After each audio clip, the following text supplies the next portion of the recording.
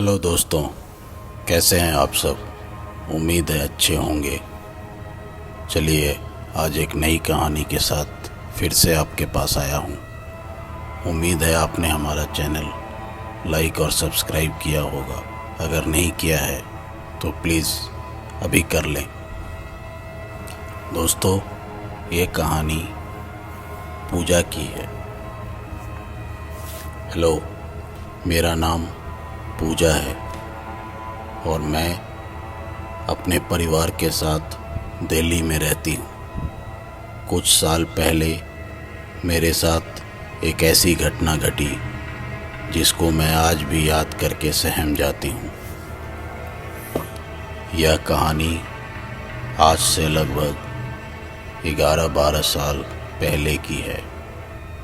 उस समय हमारी फाइनेंशियल कंडीशन अच्छी नहीं थी। खाने पीने का इंतज़ाम तो इंसान जैसे तैसे कर लेता है, लेकिन किराया देना बहुत ही मुश्किल होता था।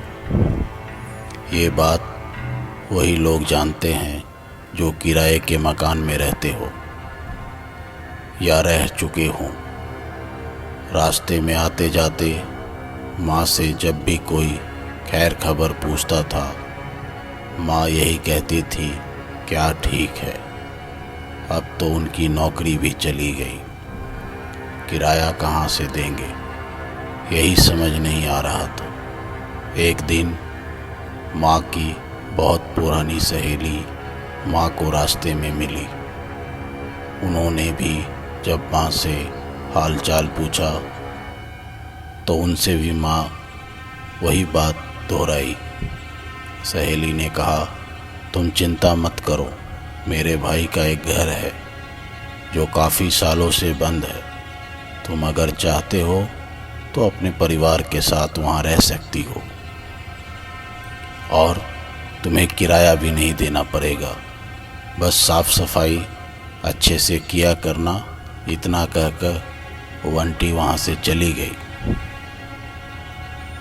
माँ ने ये बात घर आकर सभी को बताई। हमारी तो खुशी का ठिकाना ही नहीं रहा। ज़रा सोचिए, आप किसी प्रॉब्लम में फंसे हैं और एकदम से ऐसा कोई आपको मिले जो आपकी प्रॉब्लम को जड़ से ही उखाड़ फेंके।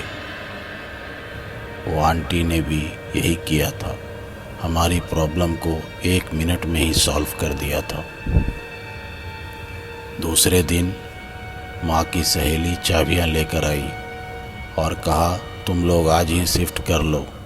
फिर मैं और माँ उस घर की सफाई करके आए और उसी दिन हमने शिफ्ट कर दिया। सब नए घर में पहुंचकर बहुत खुश थे और सोच रहे थे कि अब तो आराम से रहेंगे। लेकिन जैसा आप जानते हैं, जो हम सोचते हैं परिस्थितियां बिल्कुल उसके अपोजिट होती है। उस मकान में 2 फ्लोर थे। ग्राउंड फ्लोर में 2 कमरे और फर्स्ट फ्लोर में 2 कमरे। कुछ दिन बीते।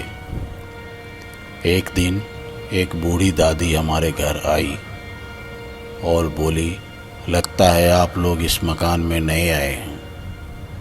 पापा ने कहा, हाँ।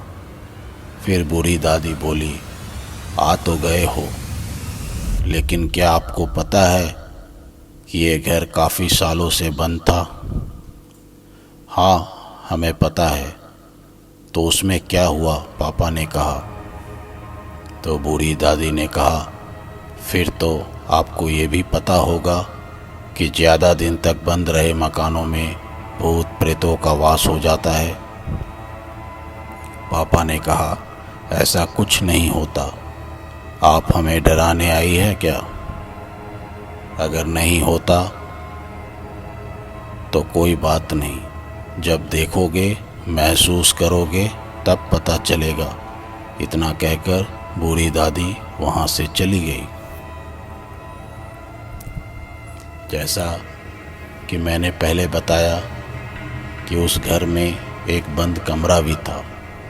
मुझे उस कमरे को देख देखकर बहुत अजीब महसूस होता था।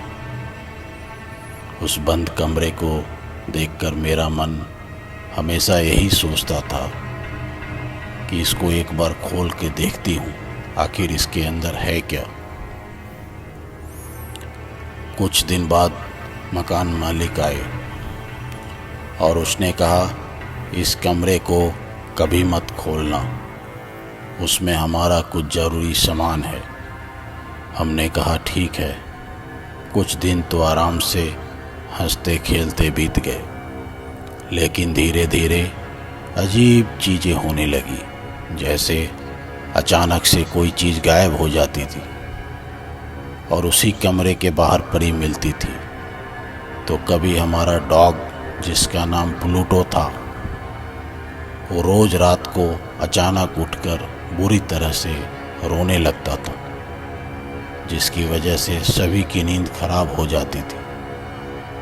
कभी कभी छोटा भाई उसे रात में उठ के मारता कि रोज रोज क्यों रोता है, तो हमारी नींद खराब करता है। दोस्तों, आपको तो पता है कुत्तों को कुछ आभास हो जाता है अक्सर। अब तक इन सभी बातों को घर में नॉर्मल समझ रहे थे। फिर एक रात की बात, मैं और मेरी दादी ग्राउंड फ्लोर पर जो कमरा बंद रहता था उसके बगल वाले कमरे में सोए हुए थे, और माँ, दोनों भाई, पापा फर्स्ट फ्लोर वाले कमरे में सोए थे। गांव में अक्सर रात के समय बिजली चली जाती थी। उस समय भी बिजली नहीं थी।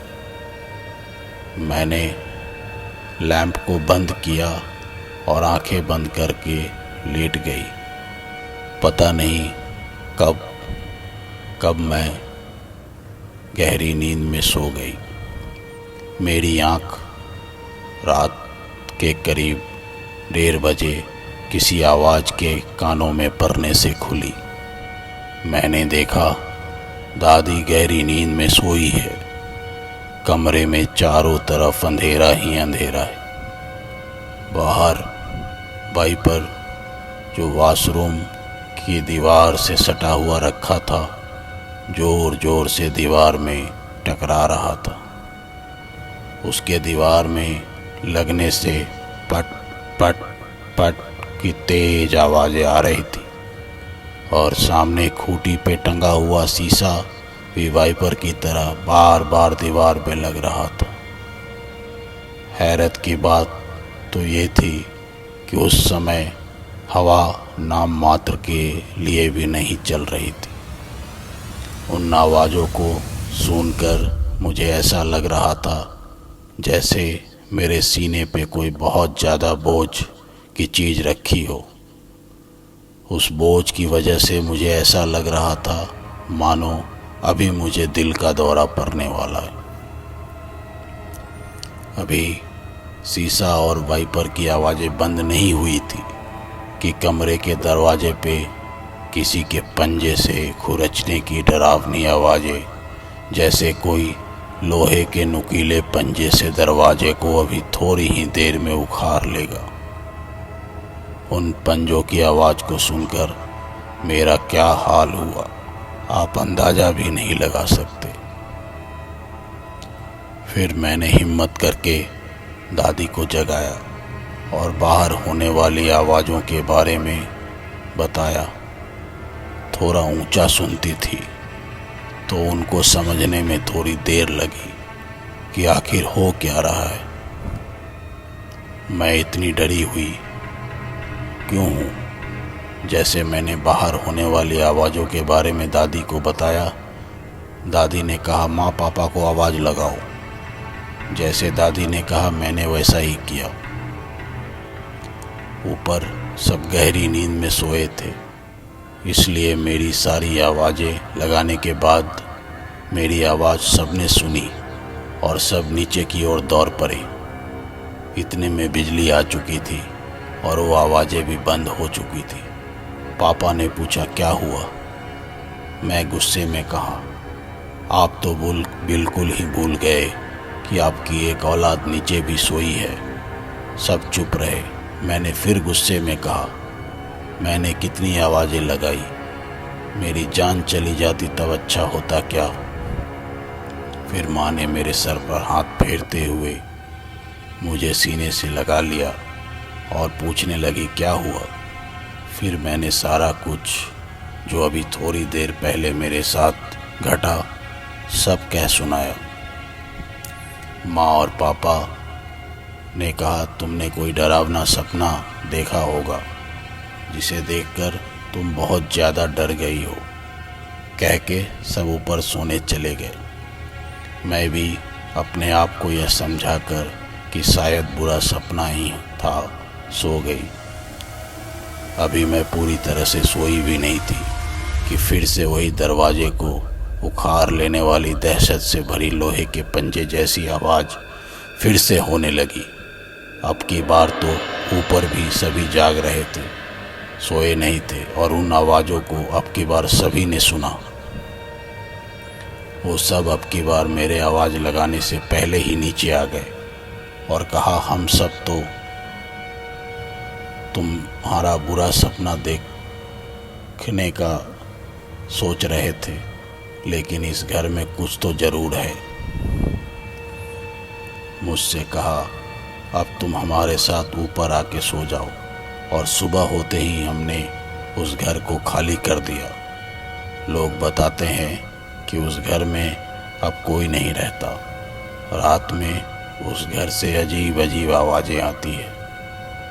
तो ये थी मेरे साथ घटी घटना। कुछ लोग ऐसी चीज़ों को मानते नहीं हैं, पहले मैं भी नहीं मानती थी, लेकिन उस दिन के हादसे ने मुझे भूत प्रेत जैसी चीज़ों को मानने पर मजबूर कर दिया और ये मान लिया कि इस दुनिया में अगर भगवान है तो शैतान भी है। लेकिन मैं एक बात ज़रूर कहूँगी कि हमेशा भगवान में विश्वास रखो, तो ये चीज़ें आपको कुछ नहीं बिगाड़ पाएगी। तो दोस्तों, कैसी लगी आपको ये कहानी?